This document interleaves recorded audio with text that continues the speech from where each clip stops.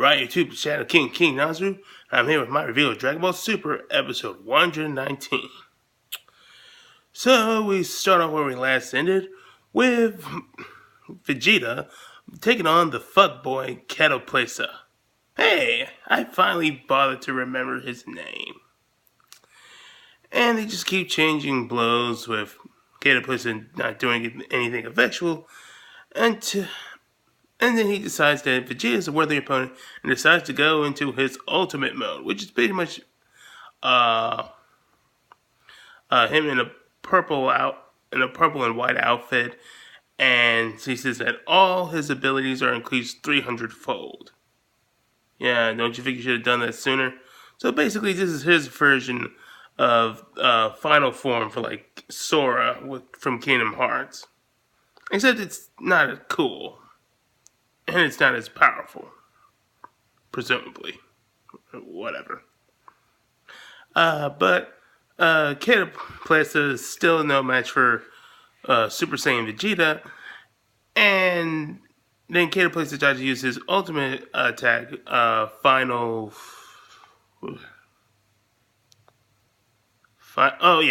Mission. And Vegeta counters it with the Final Flash, and it bets him. Oh yeah, that was pretty funny. Even Vegeta says that's what a final attack is. You know, I got a lot of gripes with Vegeta with his arrogance and his fans dick riding him and complaining when he doesn't get the supposed spotlight he deserves. But one thing I will admit is that Vegeta does have some pretty good banter.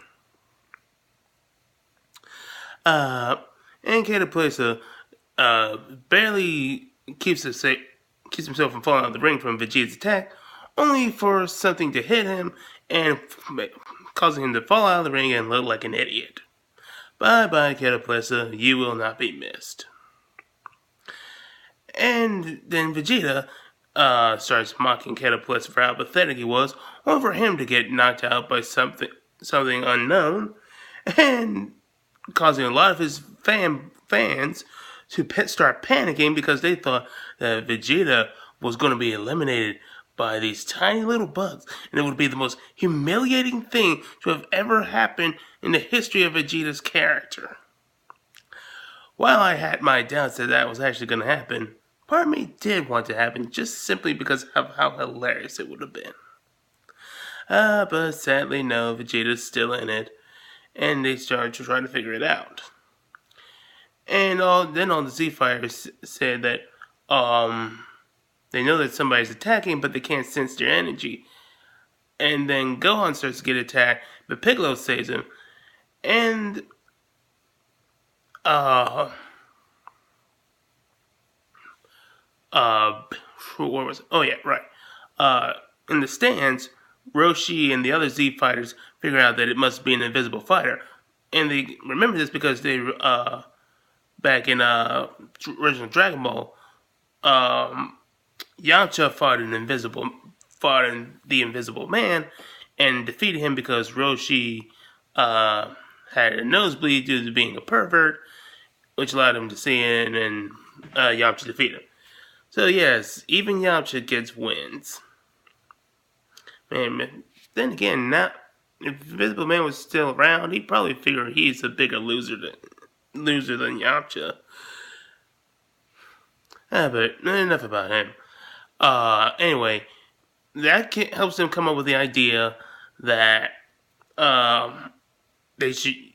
Gohan should start firing ki blasters at the ground to create dust and debris, so they'll be able to see the invisible camouflage of Gamisaurus. Yeah, Gamisaurus, that's what his name.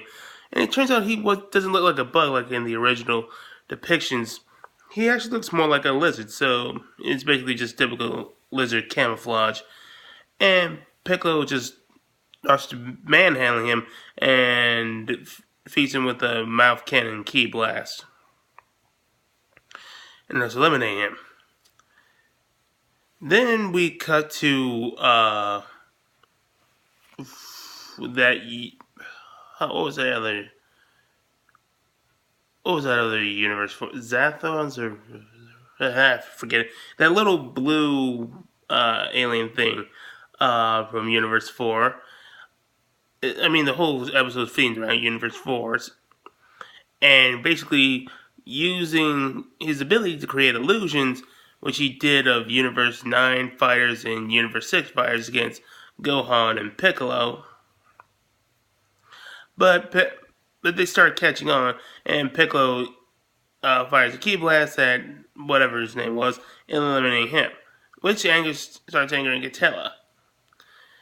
And then another surprise enemy attacks, but they can't see it, so Piccolo figures out that it might be another invisible warrior, and Katella starts panicking, and because he feels that this is their last fighter and they're going to be eliminated.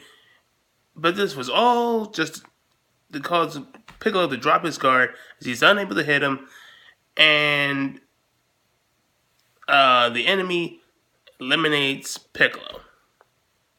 And it turns out that enemy was Damon, the little bug. So yep, Piccolo just got defeated by a bug. And all the Piccolo fans were pretty pissed off. You should see the comment sections. And as I totally called it on Twitter and on YouTube, Aquaman totally got triggered. And I even drank a little bit of... Oh, we saw a little bit of Aquaman's tears.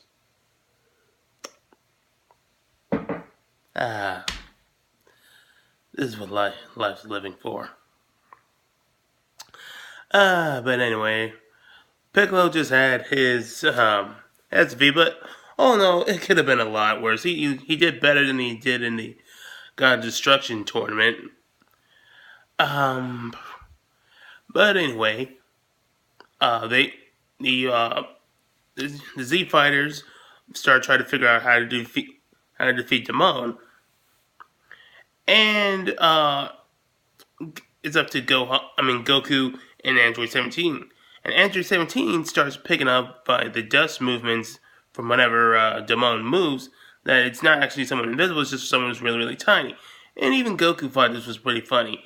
And he said that since he can't fly, he just has to jump, so they have to break his movements on the ground. So Goku gets the good idea of smashing the ground and causing him to lose traction with his movements, and Android 17 will shoot Ki Blast and then an energy barrier area to contain him. I was unaware that he was capable of doing that. Maybe that's something he learned during his 10 years of training.